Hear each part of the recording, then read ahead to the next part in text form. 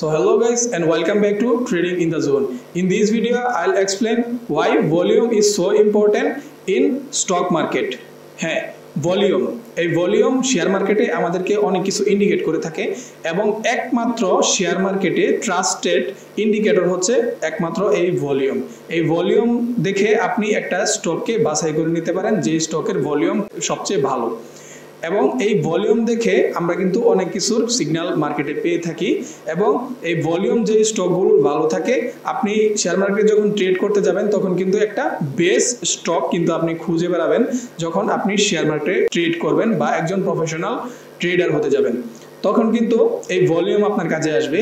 যে স্টকগুলোর ভলিউম সবচেয়ে ভালো থাকে ওই স্টকগুলো কিন্তু সবচেয়ে বেটার দেন আদার এগুলোতে ভলিউম থাকে। সো ভলিউম আমাদেরকে শেয়ার মার্কেটে কি কি ইন্ডিকেট করে থাকে এবং ভলিউমের মাধ্যমে আমরা কি কি বুঝতে পারবো এবং ভলিউমের কার্যক্রমটা কি এটাই আজকের ভিডিওতে আমরা এক্সপ্লেন করব এবং বোঝার চেষ্টা করব। একটা রিকোয়েস্ট থাকবে, যারা এই চ্যানেলের প্রথম ভিডিওগুলো দেখেননি শেয়ার মার্কেট কি কিভাবে ট্রেডিং শুরু করবেন, ক্যান্ডেলস্টিক সাইকোলজি এবং চার্ট প্যাটার্ন দেখিয়ে অপারেটররা আমাদেরকে কিভাবে শেয়ার মার্কেটে ট্র্যাপ করে, সাপোর্ট এবং রেজিস্ট্যান্স আপনি কিভাবে প্রপারলি ড্র করবেন এবং ফিবোনাচির কাজ মার্কেটে কিভাবে হয়ে থাকে।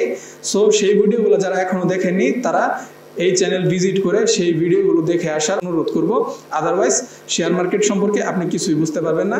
সো সেই ভিডিওগুলো দেখলে আপনার কাছে শেয়ার মার্কেটটা একদম পানির মতো ক্লিয়ার হয়ে যাবে। সো চলুন আজকের ভিডিও শুরু করা যাক। ভলিউম আসলে কি?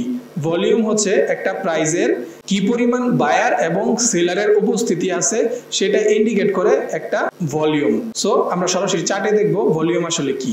আমরা চলে এলাম চার্টের মধ্যে এবং এখানে দেখতে পাচ্ছেন এই প্রাইজের ক্যান্ডেলস্টিকের নিচে ক্যান্ডেলস্টিকের মতো হুবহু কিছু মার্কিং আছে, কিছু ক্যান্ডেলস্টিকের মতো দেখতে কিছু লাঠির মতো, এগুলোকে আমরা বলি ভলিউম।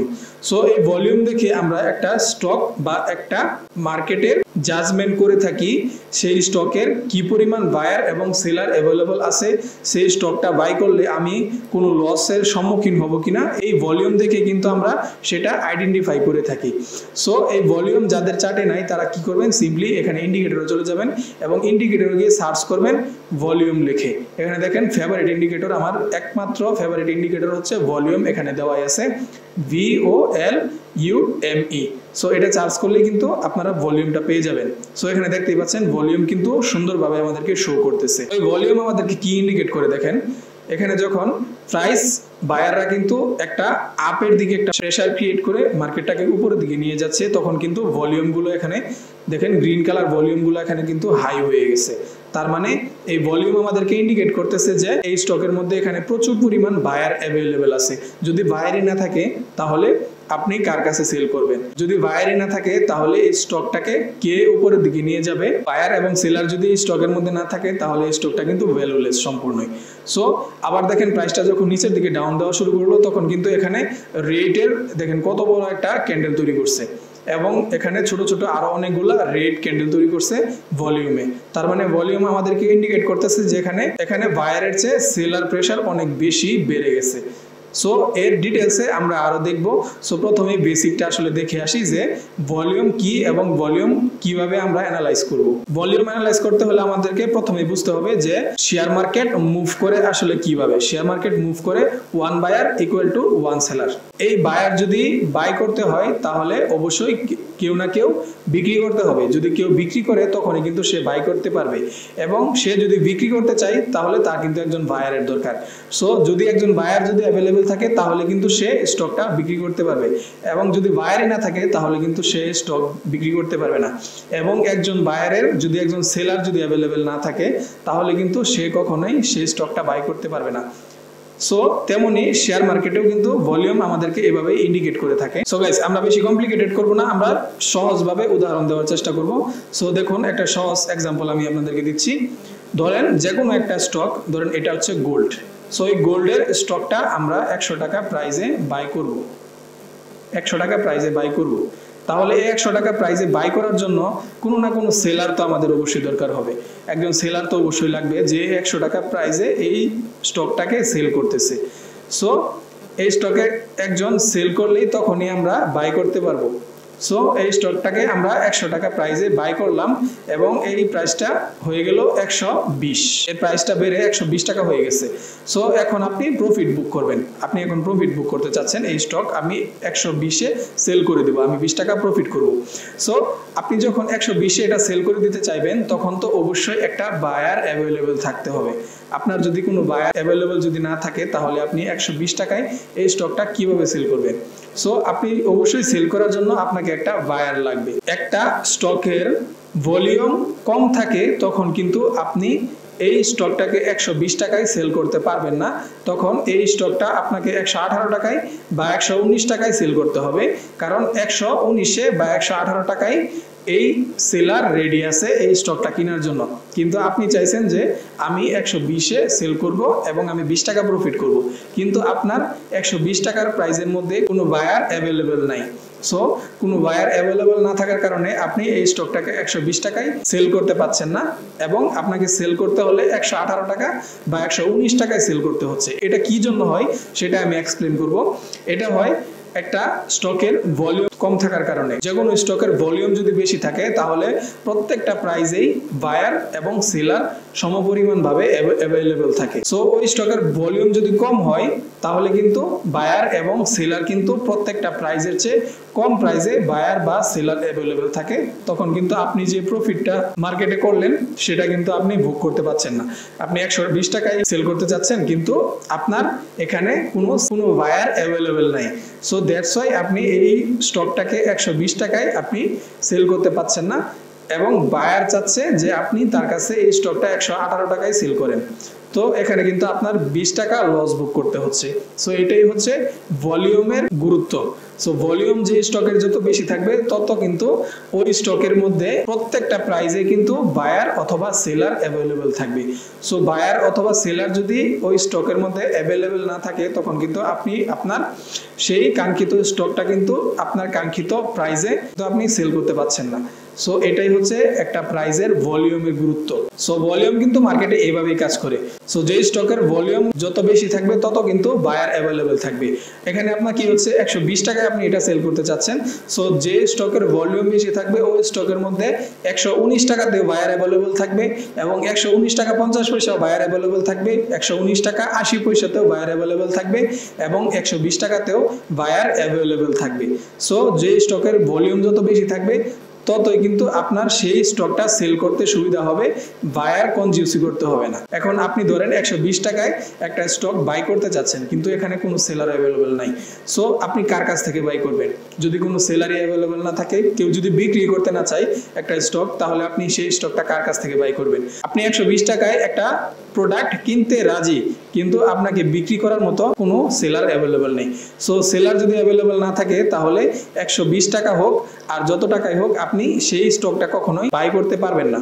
সো ভলিউম এভাবেই কাজ করে, প্রত্যেকটা প্রাইজে সেলার অথবা বায়ার অ্যাভেলেবল থাকে। প্রত্যেকটা প্রাইজেই সেলার অথবা বায়ার অ্যাভেলেবল থাকলেই সেই স্টকটার ভলিউম বেশি হয়। সো এখানে কি হয়, প্রত্যেকটা প্রাইজে যদি বায়ার অথবা সেলার অ্যাভেলেবল থাকে তখন আপনার যে অর্ডারটা আছে এটা এক্সিকিউট করতে খুব ইজি হয়ে যায়। আপনাকে এটার জন্য কোনো সার্ভাইভ করতে হয় না, আপনার স্টকের বায়ার অথবা সেলার অ্যাভেলেবল থাকে।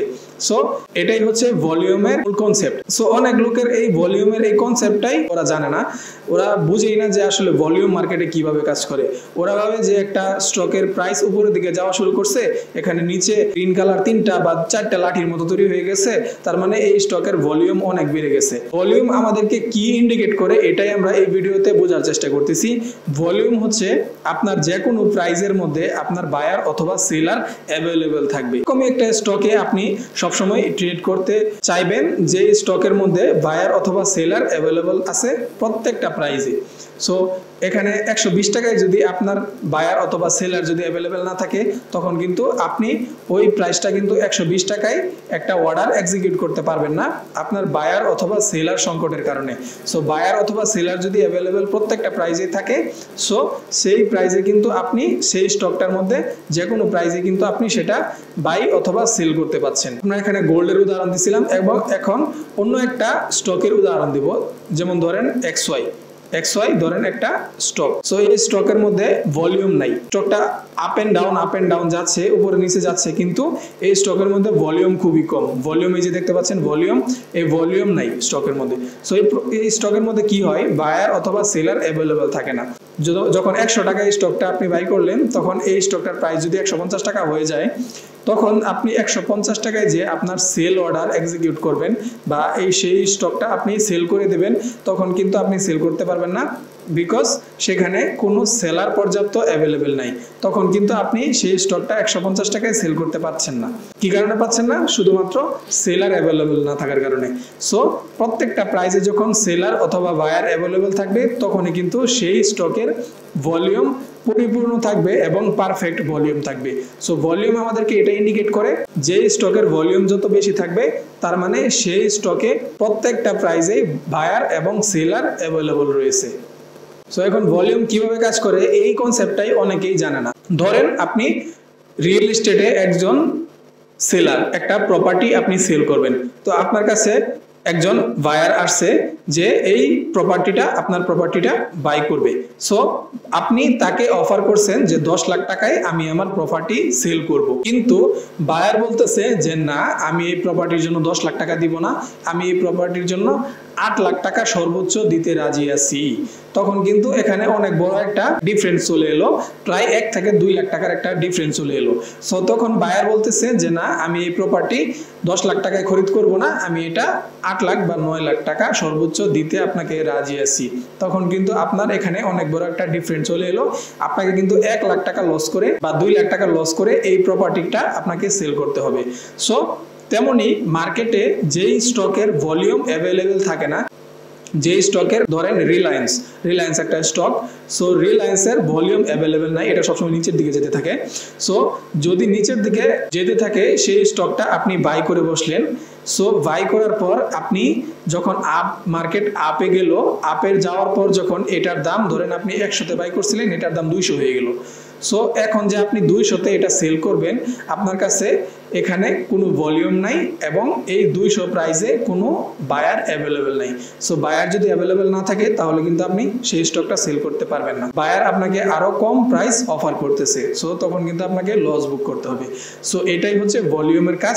ভলিউম যেই স্টকে বেশি থাকবে, সেই স্টকে প্রত্যেকটা প্রাইসে বায়ার অথবা সেলার অ্যাভেলেবেল থাকবে। আজকের ভিডিওতে এটাই শিখতে পারলাম যে ভলিউম আমাদেরকে এটাই ইন্ডিকেট করে যে কোন স্টকের মধ্যে বায়ার এবং সেলার পর্যাপ্ত পরিমাণ অ্যাভেলেবল আছে। যদি আজকের ভিডিওটা নলেজেবল মনে হয়ে থাকে, যদি ইনফরমেটিভ মনে হয়ে থাকে, যদি ভিডিওটা থেকে কিছু শিখতে পারেন, তাহলে অবশ্যই লাইক, শেয়ার এন্ড সাবস্ক্রাইব করবেন। আর হ্যাঁ, অবশ্যই কমেন্ট করে জানাবেন ভিডিওটা আপনাদের কাছে কেমন লাগলো এবং এই ভিডিও থেকে কি কি শিখতে পারলেন। সো আপনার একটা কমেন্ট আমার ইন্সপাইরেশন হিসেবে কাজ করে। সো আজকের ভিডিও এতটুকুই, দেখা হচ্ছে পরবর্তী ভিডিওতে। And thanks for watching, have a great day.